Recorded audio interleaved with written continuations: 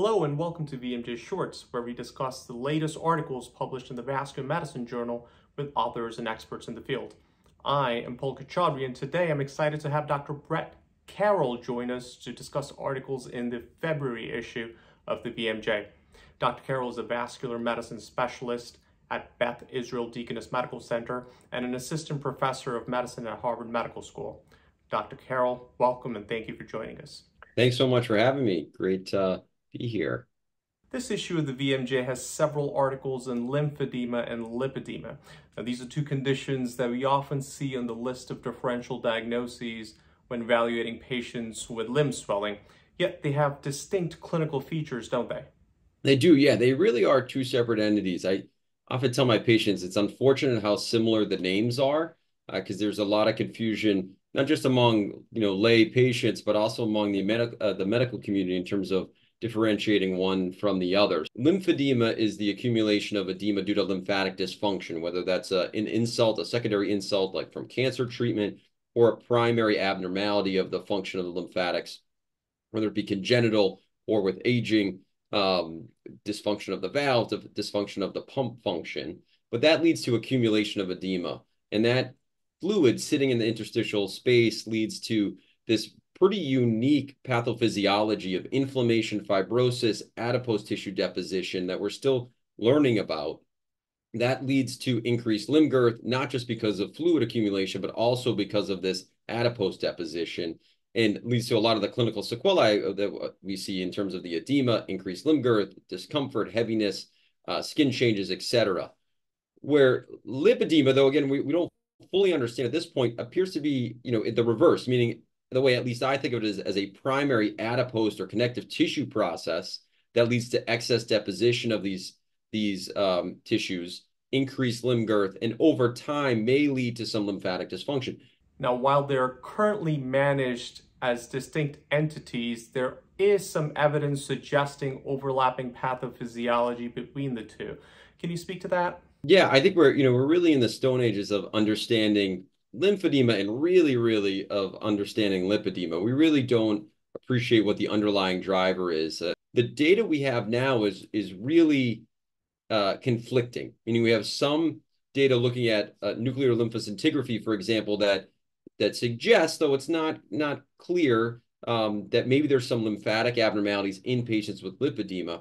But we also have some contradictory data. We're looking at ICG lymphangiography, and both are really just looking at the superficial lymphatics, but the ICG data suggests lymphatic flow is normal in these patients. We also know, which makes it a little tricky, patients with obesity have increased lymphatic dysfunction as weight increases. So it's a little bit difficult to tease through right now how much is lipedema is a driver from primary lymphatic dysfunction versus a sequelae of the disease in later stages. In this issue of the VMJ, we have Dr. Aday and colleagues share data from a large national survey of patients with lipedema. What were your biggest takeaways from the study? Yeah, I think there's a couple, and I think it was a really nice study. We don't see a lot of surveys in the medical literature, but I think particularly for this disease process, we're so early on in understanding it and characterizing it and phenotyping it that just getting the patient level information has a great value to it. So I think one of the takeaways was just how few patients that performed the survey had been diagnosed by a healthcare provider and even fewer by a physician.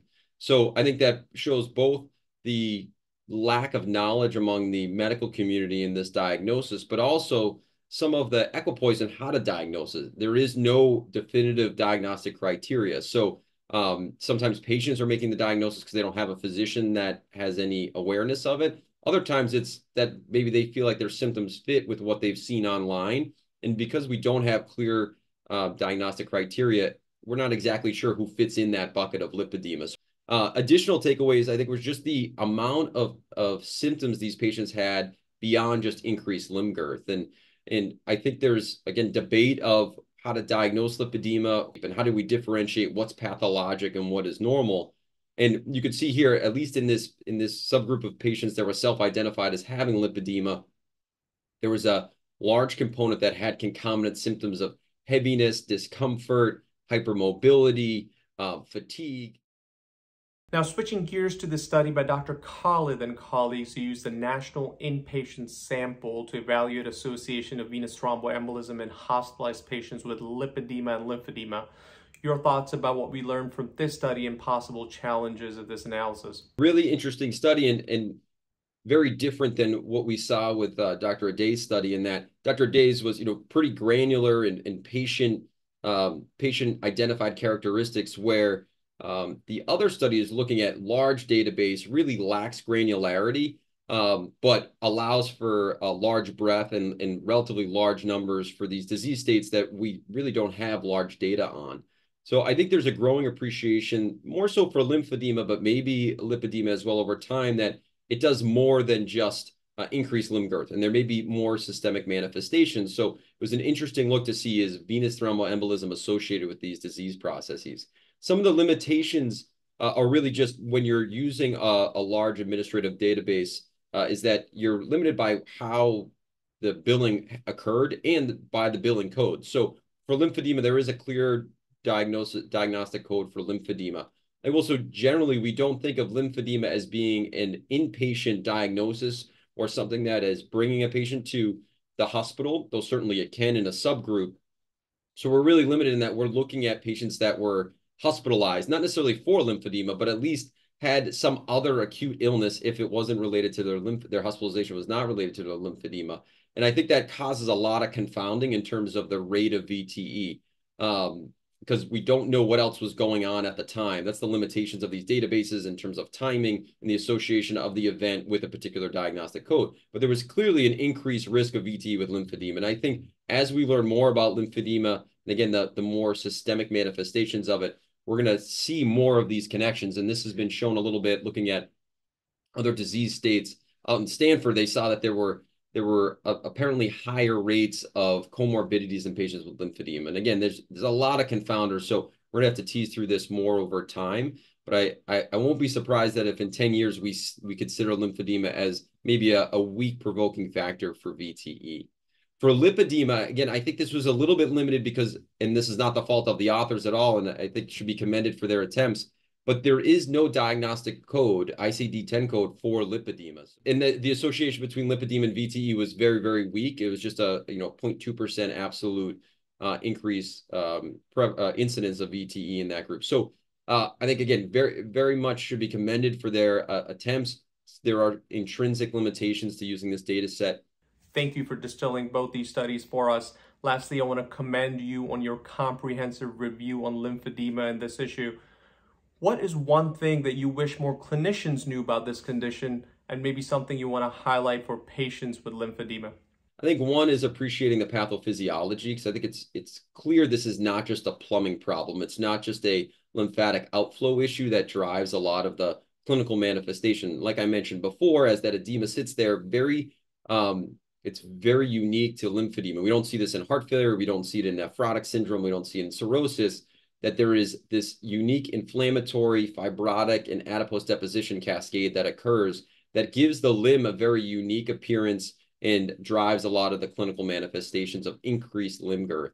And I think it's important to know, because as we're learning more about how to utilize appropriate surgical care for lymphedema, which is rapidly evolving and becoming more and more widely available, we need to better understand these mechanisms that are driving it to better appreciate what patient may or may not be a good candidate for a physiologic lymphatic procedure to try to improve lymphatic flow, and which patients may be more appropriate for like a debulking surgery with liposuction. And there's the interaction with imaging and obviously clinical assessment, and are working with our lymphatic therapist to tease through what an individual patient may be most appropriate for. But I think stepping back and understanding the pathophysiology is important. Good compression could still be incredibly helpful for patients. I'd say, the majority of patients we see, they've tried compression. It was not helpful, but it's almost always helpful. It's just a matter of finding the right garment and the right fit for a patient, and working closely with the lymphatic therapist if you have that unique opportunity to work with someone kind of side by side and optimizing their compression. And what I tell other physicians and patients is compression is generally not going to reduce the size of the limb. It's to maintain limb girth. So if you're seeing someone for the first time and they have a lot of pitting edema, The goal is to reduce that limb girth down to the size where they're left over with that adipose deposition, but they have minimal pitting on exam. So if you're seeing someone with a lot of pitting, they are not well controlled, they really should undergo a course of complete decongestive therapy, wrapping the limb, maybe some small manual lymphatic drainage, but really getting that limb down with regular wrapping over a course of a few weeks. And once the edema is reduced, getting them in to some nice compression, often a flat knit, custom garment, something to really maintain that improvement that occurred with decongestive therapy. Dr. Carroll, thank you for your time and providing your insightful takes on these complex conditions. And thank you, viewers, for your time. You can check out the articles referenced in this video and others from our latest issue by clicking on the link pinned to our X profile page.